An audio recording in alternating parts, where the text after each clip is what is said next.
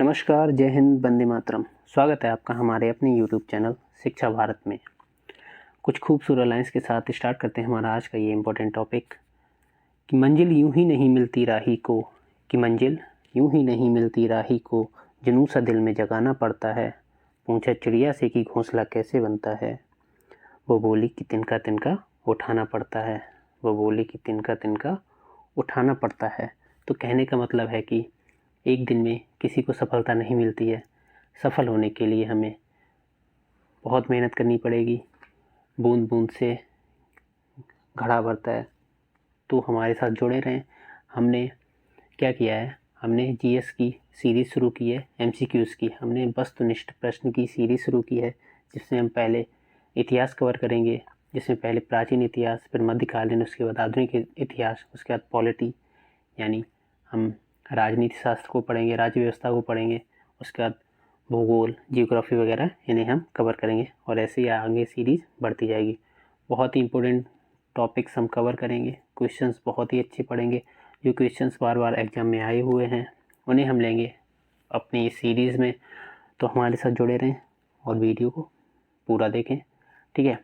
तो देखते हैं इंडस वैली सिविलाइजेशन या सिंधु घाटी सभ्यता। लास्ट वीडियो हमने इंडस वैली सिविलाइजेशन का करा दिया था, उसमें हमने 20 इंपॉर्टेंट क्वेश्चंस कवर किए थे। इस वीडियो में हम आगे के क्वेश्चंस कवर करेंगे, ठीक है। तो बिना किसी देरी के शुरू करते हैं हमारा आज का ये इंपॉर्टेंट टॉपिक।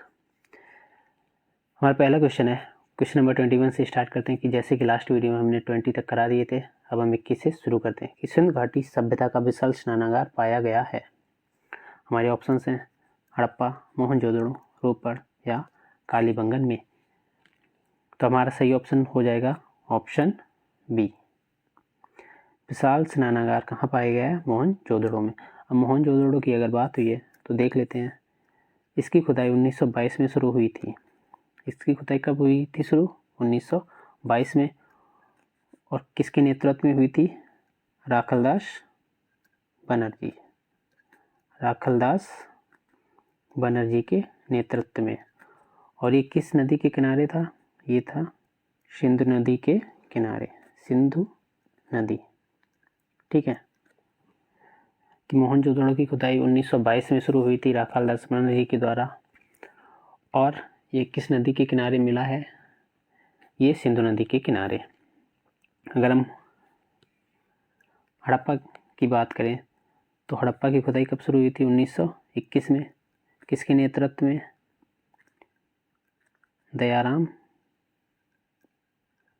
दयाराम साहनी। किसके नेतृत्व में? दयाराम साहनी। और ये किस नदी के किनारे है? ये हमें मिला था रावी नदी के किनारे। किसके किनारे? रावी नदी के किनारे।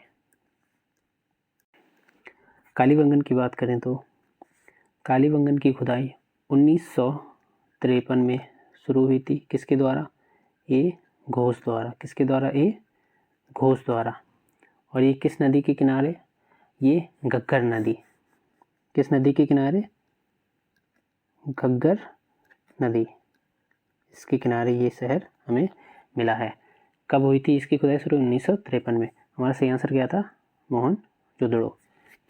विशाल स्नानागार में मोहनजोदड़ो में प्राप्त हुआ था। नेक्स्ट देखते हैं कि सिंधु अर्थव्यवस्था की ताकत थी। सिंधु अर्थव्यवस्था की ताकत थी।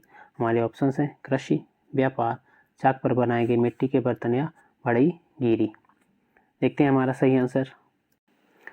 हमारा सही आंसर क्या हो जाएगा? कृषि। जो सिंधु अर्थव्यवस्था की ताकत थी वह क्या थी? वह कृषि थी।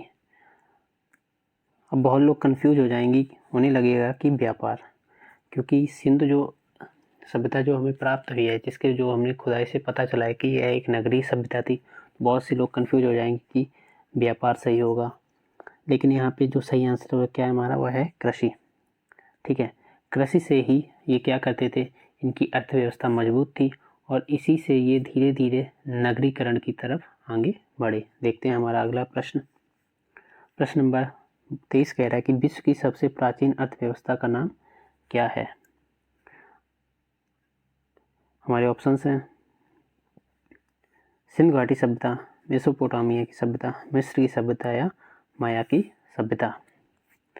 हमारा सही आंसर है ऑप्शन बी। हमारा जो सही आंसर है वो क्या है? Option B. विश्व की सबसे प्राचीन सभ्यता का क्या नाम है? वह है मेसोपोटामिया की सभ्यता। और ये वर्तमान में कहाँ पे है? ये इराक में है, जो दजला और फरात नदियों के बीच में ये पड़ता है। ये जो सभ्यता है ये दजला और फरात नदियों के किनारे थी, जो इराक में है। ठीक है, ये तो होगी सबसे पुरानी सभ्यता, ये हो गई सबसे पुरानी सभ्यता। अगर हम दूसरे नंबर पर बात करें तो दूसरे नंबर पे थी मिस्री सभ्यता, उसके बाद आता है नंबर सिंधु सभ्यता का, फिर उसके बाद माया सभ्यता का। यानी कि जो विश्व की सबसे प्राचीन सभ्यता थी वह कौन सी थी? मेसोपोटामिया की सभ्यता, जो दजला फरात नदियों के किनारे बसी थी। ठीक है, जो वर्तमान में इराक में है। फिर उसके बाद मिस्र की सभ्यता हो गई, फिर उसके बाद सिंधु घाटी सभ्यता, फिर माया की सभ्यता।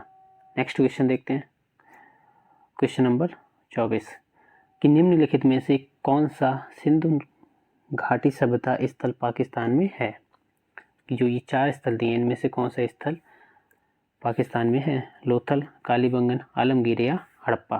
देखते हैं, हमारा सही आंसर हो जाएगा ऑप्शन डी, हड़प्पा। जो हड़प्पा जो शहर था ये कहाँ पे स्थित है? ये पाकिस्तान में स्थित है। पाकिस्तान के जो माउंट गोमरी ज़िले में स्थित है। और आपको बताया था अभी लास्ट क्वेश्चन में, क्या बताया था कि ये रावी नदी के किनारे स्थित है। ठीक है, ये जो शहर था ये रावी नदी के किनारे इसके अवशेष मिले हैं। ठीक है, अगर हम लोथल की बात करें तो लोथल गुजरात में है। ठीक है, अगर हम कालीबंगन की बात करें तो कालीबंगन राजस्थान में है। वहीं अगर हम आलमगीर की बात करें तो आलमगीर मेरठ उत्तर प्रदेश में है। ठीक है, मेरठ उत्तर प्रदेश में है। तो हड़प्पा पाकिस्तान में है और ये माउंट गोमरी ज़िले में है, जो रावी नदी के किनारे ये स्थित है। वहीं अगर लोथल की बात करें, लोथल गुजरात में है, कालीबंगन राजस्थान में है और आलमगीर मेरठ यूपी में है। नेक्स्ट क्वेश्चन देखते हैं, क्वेश्चन नंबर 25 कि सिंधु घाटी सभ्यता के लोग किसकी पूजा करते थे? सिंधु घाटी सभ्यता के लोग किसकी पूजा करते थे? हमारे ऑप्शंस हैं विष्णु, पशुपति, इंद्र या वायु देवता। तो आपको बताया था लास्ट वीडियो में, सिंधु घाटी सभ्यता के लास्ट वीडियो में, कि जो सिंधु घाटी सभ्यता के लोग थे ये पशुपति के उपासक थे। पशुपति यानी शिव। ठीक है, इन्हें हम आज आधुनिक काल में यानी कि इन्हें हम शिव जी के नाम से जानते हैं। ठीक है, और हमें कैसे पता चला कि ये जो सिंधु घाटी सभ्यता के लोग हैं ये पशुपति के उपासक थे? तो जो हमें मुद्राएं प्राप्त हुई हैं सिंधु घाटी सभ्यता में, जब खुदाई से जो मुद्राएं प्राप्त हुई हैं उनमें हमें जो पशुपतिनाथ की मूर्तियां मिली हैं, जो मुद्रा थी उस पे, जैसे आजकल की मुद्राएं होती हैं जो 1 रुपया, 5 रुपये की या जो भी रुपए होते हैं उनमें जो छपा होता है, जो चित्र छपे होते हैं, उसी तरीके से क्या था जो मुद्रा थी उन पे पशुपतिनाथ की मूर्ति मिली है। ठीक है, देखते हैं और बढ़ते हैं हमारा अगला प्रश्न 26 कि सही मिलान करें। एक तरफ शहर दिए हैं मोहनजोदड़ो, हड़प्पा, कालीबंगन, लोथल, और दूसरी तरफ दिए हैं कि ये जो जैसे ये विशाल स्नानागार हो गया, पुजारी की मूर्ति हो गया, जुते हुए खेत के निशान हो गया, बंदरगाह हो गया, ये मतलब ये कहाँ पे मिले हैं? देखते हैं, जो विशाल स्नानागार मिला था ये किस में था? मोहनजोदड़ो में। अगर हम पुजारी की मूर्ति की बात करें तो ये हड़प्पा में मिली है। जुते हुए खेत के निशान ये कालीबंगन में और बंदरगाह लोथल में। यानी कि हम क्या कह रहे हैं कि जो विशाल स्नानागार है इस विशाल स्नानागार से क्वेश्चंस बहुत पूछे जाते हैं। और ये लोथल जो हो गया ये बंदरगाह, कि सिंधु सभ्यता के दौरान जो बंदरगाह था उसका क्या नाम था? तो हमारा ऑप्शन क्या हो जाएगा? लोथल। ठीक है, और जो विशाल स्नानागार ये हमें मोहनजोदड़ो में मिला था, और जो पुजारी की मूर्ति हड़प्पा में, जुते हुए खेत के निशान कालीबंगन में और बंदरगाह लोथल। ठीक है, देखते हैं अगला प्रश्न, प्रश्न नंबर 27 कि सिंधु घाटी सभ्यता के शहरों की गलियां कैसी थीं। तो सिंधु घाटी सभ्यता एक शहरी सभ्यता थी। सिंधु घाटी सभ्यता एक शहरी सभ्यता थी, तो नगरीय सभ्यता थी, ठीक है। तो वहाँ पे क्या था, बहुत अच्छे से जो सड़कें थीं वह बहुत अच्छे से व्यवस्थित थीं।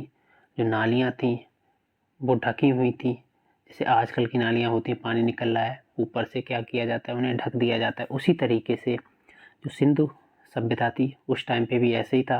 बहुत अच्छे से जो सड़कें बनाई गई थी एकदम सपाट थी, चौड़ी थी। तो हमारा सही आंसर क्या हो जाएगा, ऑप्शन ए, सपाट और चौड़ी। जो सिंधु घाटी सभ्यता के शहरों की गलियां थी वह कैसी थी, सपाट और चौड़ी। नेक्स्ट क्वेश्चन देखते हैं 28 कि निम्न में से किस नदी के किनारे हड़प्पा और मोहनजोदड़ो के अवशेष पाए गए हैं। हमारे ऑप्शंस हैं रावी, सिंधु, ब्यास या ए और बी दोनों। तो हमारा आंसर हो जाएगा ए और बी दोनों, ऑप्शन डी।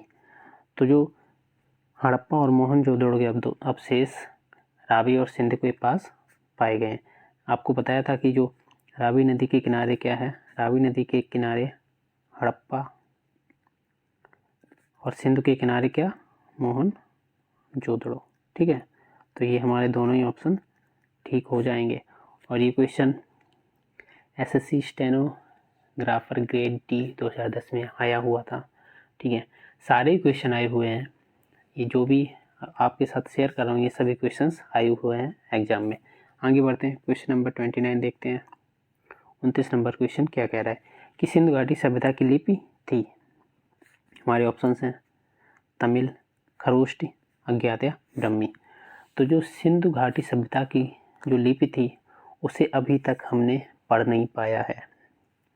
जो उन्होंने जिस तरीके से लिखा था उसे अभी तक हम लोग समझ नहीं पाए। तो क्या है, ये अज्ञात में आएगी। किस में आएगी, ये अज्ञात में आएगी। यानी सिंधु घाटी सभ्यता की लिपि अज्ञात थी। तो क्या था, जैसे हम लोग क्या करते हैं, हम लोग बाएं से दाएं लिखते हैं। जैसे इधर से लिखना शुरू करते हैं और इस तरफ चलते हैं, ठीक है। ये लोग क्या करते थे, ये ऐसे उल्टा लिखते थे। हम क्या करते हैं, हम बाएं से दाएं लिखते हैं और ये दाएं से बाएं ओर लिखते थे। तो अभी तक क्या है, अभी तक सिंधु घाटी सभ्यता की जो लिपि थी वह पढ़ी नहीं गई है। देखते हैं अगला प्रश्न। प्रश्न नंबर 30 कह रहा है कि किसकी मूर्ति सिंधु घाटी सभ्यता के लोगों की एक महत्वपूर्ण रचना थी। ऑप्शन है हमारे नटराज, नर्तकी की मूर्ति, बुद्ध की मूर्ति या नरसिम्हा की मूर्ति। तो हमारा सही आंसर हो जाएगा ऑप्शन बी, नर्तकी की मूर्ति। और ये जो नर्तकी की मूर्ति है ये कहाँ पे प्राप्त हुई थी, ये हमें मोहनजोदड़ो में प्राप्त हुई थी। जो ये नर्तकी की मूर्ति थी ये हमें कहाँ प्राप्त हुई थी, ये मोहनजोदड़ो में प्राप्त हुई थी। और ये किसकी बनी, ये बनी है कांसे की। किसकी बनी है, ये कांसे की, कांसे की यानी ब्रॉन्ज की, ठीक है। तो ये जो थी ये सिंधु घाटी सभ्यता के लोगों की महत्वपूर्ण रचना क्या थी, नर्तकी की मूर्ति। और ये किसकी बनी थी, कांसे की। और ये कहाँ से प्राप्त हुई है, ये प्राप्त हुई है मोहनजोदड़ो से। आगे देखते हैं हमारा अगला प्रश्न क्या कह रहा है। प्रश्न नंबर 31 कह रहा है कि देवी माता की पूजा संबंधित थी। हमारे ऑप्शन हैं आर्य समाज के साथ, भूमध्य सागरीय सभ्यता के साथ, सिंधु घाटी सभ्यता के साथ या वैदिक सभ्यता के साथ। देखते हैं कि देवी माता की पूजा संबंधित थी। हमारा सही ऑप्शन हो जाएगा ऑप्शन सी, सिंधु घाटी सभ्यता के साथ। क्या था कि जो सिंधु घाटी सभ्यता के लोग थे ये देवी माता के उपासक थे, ये देवी माँ की पूजा करते थे। यानी कि जो ये सिंधु सभ्यता थी ये मात्र सत्तात्मक थी। जैसे आजकल क्या है, आजकल की जो सभ्यता है जैसे हम लोग हैं ये पितृसत्तात्मक है, वैसे ही जो सिंधु घाटी सभ्यता थी ये मात्र सत्तात्मक थी। देखते हैं हमारा आज का लास्ट क्वेश्चन, क्वेश्चन नंबर 32 कि सिंधु घाटी सभ्यता का बंदरगाह कौन सा था। हमारे ऑप्शन हैं कालीबंगन, लोथल, रोपड़ या मोहनजोदड़ो। हमारा सही ऑप्शन क्या हो जाएगा, ऑप्शन बी, लोथल। क्या हो जाएगा हमारा सही ऑप्शन, ऑप्शन बी, लोथल। सिंधु घाटी सभ्यता का बंदरगाह लोथल था, ठीक है। और क्वेश्चन ऐसे भी आ सकता है इसे बंदरगाह ना बोल के क्या बोलेंगे क्वेश्चन में, गोदी बाड़ा। क्या बोलेंगे, गोदी बाड़ा। दोनों का मतलब एक ही है। बंदरगाह या गोदी बाड़ा का डॉकयार्ड या पोर्ट बोलते हैं, जहाँ पे जो जहाज़ होते हैं, जो व्यापार किया जाता है, जहाँ पे जहाज़ रुकते हैं, उन्हें हम क्या कहते हैं, गोदी बाड़ा या बंदरगाह। तो ये थे हमारे सिंधु घाटी सभ्यता से रिलेटेड क्वेश्चंस। लास्ट वीडियो की लिंक आपको डिस्क्रिप्शन बॉक्स में मिल जाएगी, उस वीडियो को ज़रूर देखें। बहुत ही अच्छे क्वेश्चंस उसमें कराए गए हैं जो आपके लिए एग्ज़ाम में हेल्पफुल रहेंगे। तो ये सीरीज़ का पहला पार्ट था, आगे ऐसे बढ़ते जाएंगे। नेक्स्ट पार्ट में हम देखेंगे कि कैसे वैदिक संस्कृत के बारे में जानेंगे, ठीक है। तो अगर आपको वीडियो अच्छा लगा हो तो वीडियो को लाइक करें, शेयर करें, कमेंट करें और चैनल को सब्सक्राइब करें। जय हिंद।